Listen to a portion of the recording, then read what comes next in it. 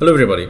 So now we will talk about the partial differential equation modeler in Matlab, and we will take a look at the interface and see how it looks like. So the modeler is in the apps ribbon in Matlab, and you can find this the PDE modeler.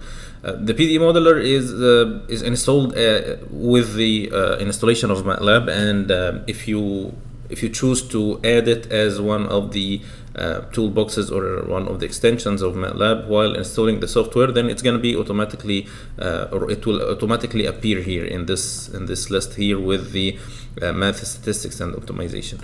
But if you don't have it, it means that you didn't choose it in or among the apps to be installed when you install the software, and then you can reinstall it without installing the whole software. And I have already posted a video about this before, so you can check it in the playlist. Anyways, the PDE modeler is this is the window that opens when the PDE modeler is open. I would like to quickly or take a look at the steps that we mentioned before of solving the partial differential equation. So we had these 5 steps: the defining the geometry, defining the boundary conditions, defining the partial differential equation, creating space increments, and running the solver. So these are the 5 steps that we follow when we do the solution of partial differential equation, and this is what we will see here. So this will be just a quick overview on the software to understand how it looks like, the general mode of working with the software, and then we will see each one of these steps in details in the coming video, inshallah. So this is just an introduction, and just to be aware of the software and its and where everything is. So the first thing is that you can choose to pick one of the systems that you want to work with. So there are some generic systems. These generic systems are just generic. They are in terms of U and V, which are just any general parameters. So it can be used to solve any type of partial differential equations. While there are some, as we mentioned earlier in the introductory videos, there are some cases that are for structure mechanics, for electrostatics, AC powers, and conductive media, whatever. So we have here these heat and transfer and diffusion, which are the types of cases that are of interest to us. So let's say I pick the diffusion case or the diffusion process. And in this case, the equations, the partial differential equation and the boundary conditions would be in terms of diffusion coefficient, concentration, and all the properties that we are interested in. And if you pick heat transfer, it's going to be thermal conductivity, temperature, and so on. So this is the one of the first steps of the operation. Then the next is to see these drop down lists. This is where all the options will be. So I have here in this, so the file and edit will not have anything of like very big importance to us now, so we can skip them. In these options we have information related to the applications, which is the same list as this, and it has options related to the grid spacing, the access limits, the general dimensions of this area, and what we can get from it. We have here some buttons, and these buttons are related to what we have here in this drop down list. So let's talk about the first step, which is the draw mode. If I pick the draw mode, then I am in the mode of drawing shapes or drawing the geometry. And you can find hints here. It says draw 2D geometry. So if I put the mouse on any one of these buttons, it will give me a hint down here. So here, for instance, it says create polygon, and here it says create a circle, and so on. So this is the draw mode, is the mode of drawing, and these options, these 1, 2, 3, 4, 5 options are the same 5 buttons that we have here. So this is the draw mode. So as long as you are working with your shapes or the geometry, you can do this while you are in the draw mode. Once you're done, you can go to the next step, which is the boundary mode. So when you're done, you go to the boundary mode. It gives just some generic shape that is on the software itself, and you'd see here you have many lines, and for each line it is in red. And if you while you are in the boundary mode, you see it says click to select boundaries, double click to open boundary condition dialog box. So now I'm selecting this boundary, double clicking will open this dialog box. Once we're done with the boundaries, you define all the boundaries that you have in the system, then you can go to the partial differential equation mode. In the partial differential equation mode, you it says click on a subdomain to select, and then double click to open partial differential equation specification box, which is this, and this is where you define the partial differential equation.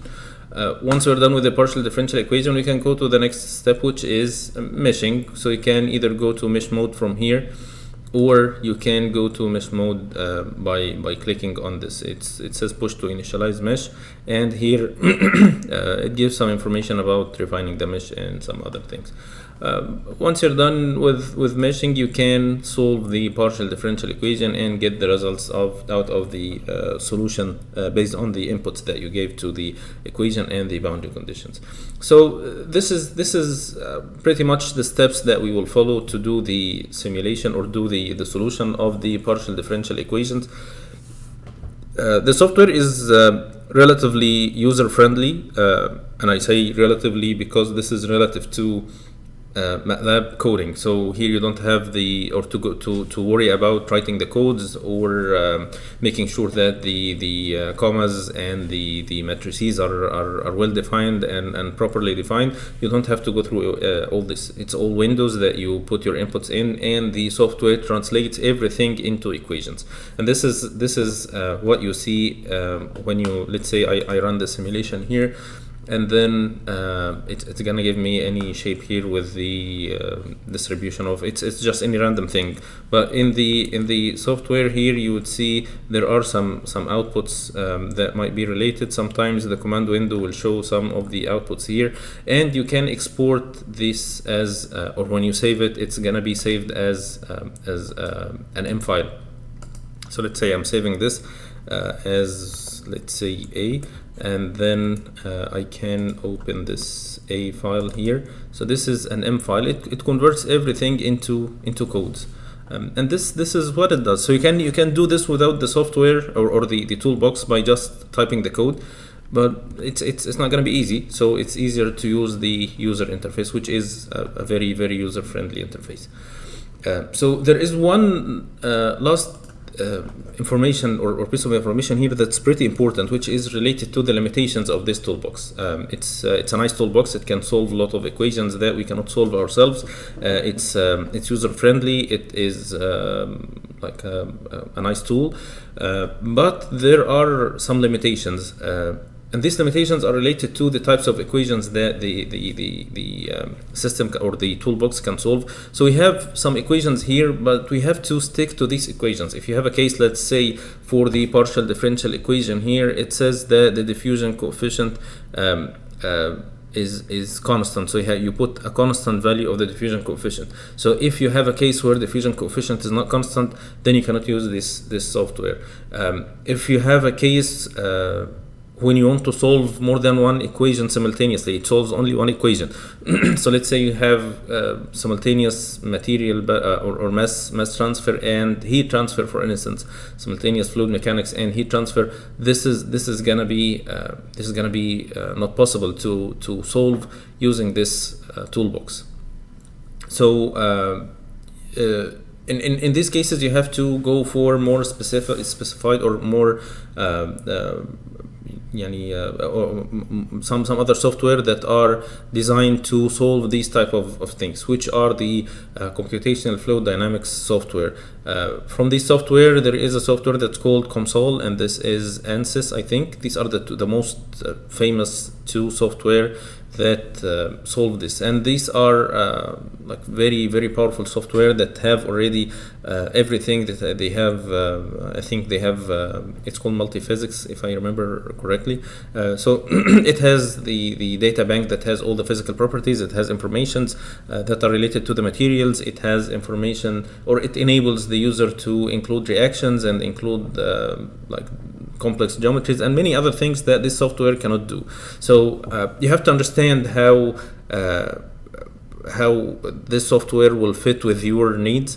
If it fits well, then you can use it. If not, then you have to search for some other tool that can do what you want to do. So this is an important point that I wanted to point out before I finish this overview of the toolbox. In the next video, we will start with the first part, which is adjusting the dimensions of the drawing area and drawing our geometry. So this is going to be the topic of the next video. So I'll see you then, inshallah. Goodbye.